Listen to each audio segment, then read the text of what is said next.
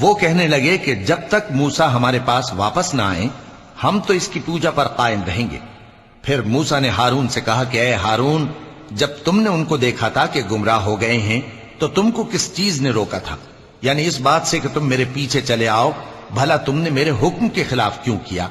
کہنے لگے کہ اے ماں جائے، میری داڑھی اور سر کے بالوں کو نہ پکڑیے، میں تو اس سے ڈرا کہ آپ یہ نہ کہیں کہ تم نے بنی اسرائیل میں تفرقہ ڈال دیا اور میری بات کو ملحوظ نہ رکھا۔ موسیٰ نے فرمایا تو اے سامری تیرا کیا حال ہے؟ اس نے کہا کہ میں نے ایسی چیز دیکھی جو اوروں نے نہیں دیکھی، تو میں نے فرشتے کے نقش پا سے مٹی کی ایک مٹھی بھر لی، پھر اس کو بچڑے کے جسم میں ڈال دیا اور مجھے میرے جی نے اس کام کو اچھا بتایا۔ موسیٰ نے کہا جا، تجھ کو دنیا کی زندگی میں یہ سزا ہے کہ کہتا رہے کہ مجھ کو ہاتھ نہ لگانا، اور تیرے لیے ایک اور وعدہ ہے، یعنی عذاب کا جو تجھ سے ٹل نہ سکے گا، اور جس معبود کی پوجا پر تو جمع ہوا تھا اس کو دیکھ، ہم اسے جلا دیں گے، پھر اس کی راکھ کو اڑا کر دریا میں بکھیر دیں گے۔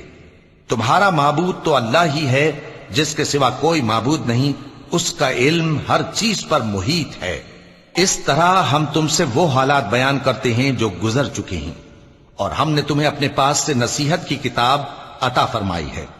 جو شخص اس سے منہ پھیرے گا وہ قیامت کے دن گناہ کا بوجھ اٹھائے گا۔